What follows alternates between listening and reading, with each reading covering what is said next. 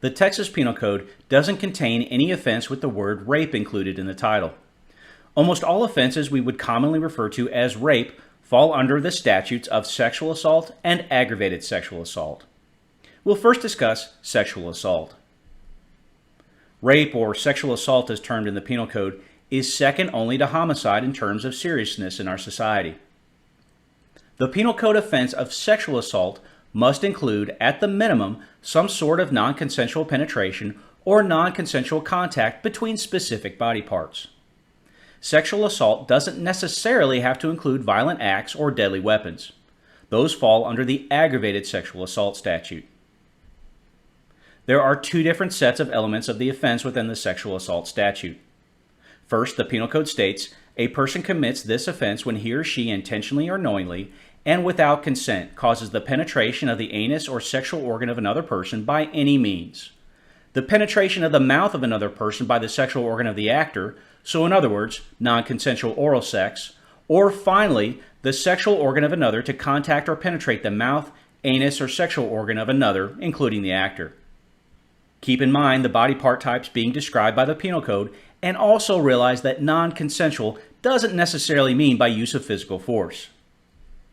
In fact, the Penal Code considers several circumstances to automatically mean the sex acts we just described occurred without consent. These acts are non-consensual if the actor uses physical force, violence, or coercion, the actor threatens physical force or violence against the victim or another, and the victim believes the actor is capable of making good on the threat, the victim is unconscious and the actor knows he or she has not consented, the victim has a mental disease or defect and is not able to consent and the actor knows it, the victim is unaware the sexual assault is occurring or has not consented and the actor knows it, the actor intentionally drugs the victim in order to impair the victim's ability to consent or understand what is going on. This could include getting the victim intoxicated on legal substances such as alcohol. The actor is a public servant who coerces the victim to submit or participate. The actor is a mental health services provider who exploits the emotional dependency of a patient or former patient. The actor is a clergyman who exploits the other person's emotional dependency while serving as their spiritual advisor. The actor is an employee of a facility where the victim is a resident. The actor is a healthcare services provider who uses his own semen or the semen of another to fertilize an egg of a woman without her consent, otherwise known as fertility fraud. The actor is a coach or tutor who causes the other person to submit or participate by using the actor's power or influence to exploit the other person's dependency on the actor, or the actor is a caregiver hired to assist the other person with the activities of daily life, for example, a home health care worker, and causes the other person to submit or participate by exploiting the other person's dependency on the actor. Remember, all of the preceding 13 circumstances make a sexual act considered non-consensual and therefore considered sexual assault. The second set of elements of the offense are what would be commonly referred to as statutory rape, though Texas doesn't use those words. Keep in mind, all of these elements define a child as a person younger than 17.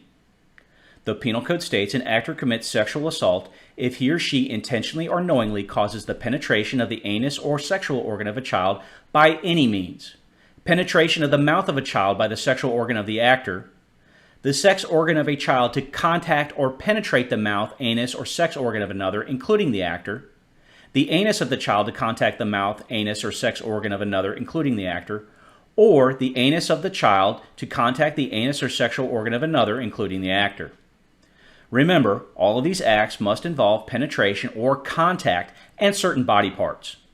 What we commonly know as molestation or fondling would probably not be the offense of sexual assault as long as there's no penetration. It's probably going to be the offense of indecency with a child.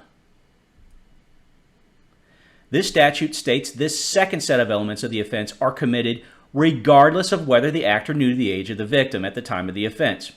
This means the mistake of fact offense, or essentially a defendant arguing, I didn't know the child wasn't 17, or I thought the child was 17, may not be used. The offense is committed regardless of the defendant's knowledge of age. There are several defenses to prosecution to sexual assault of a child. The first is if the conduct consisted of recognized medical care. The next includes what is commonly referred to as a Romeo and Juliet defense.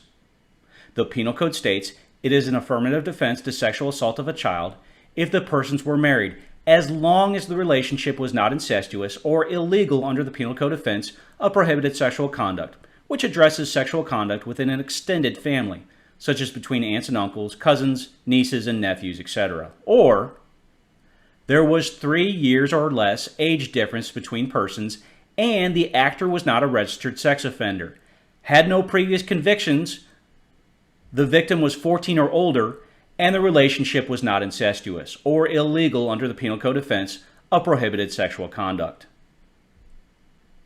Fertility fraud, in which the actor is a healthcare services provider who uses his own semen or the semen of another to fertilize an egg of a woman without her consent, is a state jail felony. Sexual assault occurring in an incestuous manner or in a manner that is illegal under the Penal Code offense of prohibited sexual conduct is a felony of the first degree. All other offenses of sexual assault are felonies of the second degree. We have previously spoken of the portion of the Texas Penal Code assault offense that is informally referred to as assault by contact. While assault by contact addresses touch or contact between persons that would be reasonably offensive or provocative, the offense of indecent assault addresses the same behavior when committed with a sexual motive. Think of indecent assault as the adult version of indecency with child by contact. Prior to the crime of indecent assault being created by the 86th legislature, groping a female's breast or a groping of a male or female's genitals, whether clothed or not, was typically only a C misdemeanor assault by contact, despite it being sexual in nature.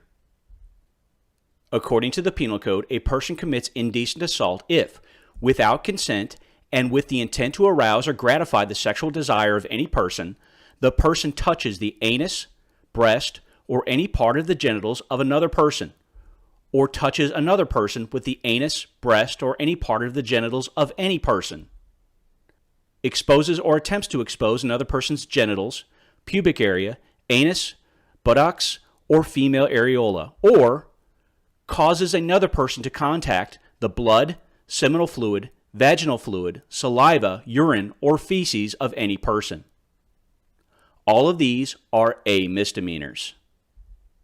Remember, this offense involves only the anus or genitals of a person and the breast of a woman, exposing these body parts or exposing the buttocks of another without their consent. It would appear slapping or touching a male or female's buttocks through their clothes remains a C misdemeanor assault by contact under the Penal Code assault statute.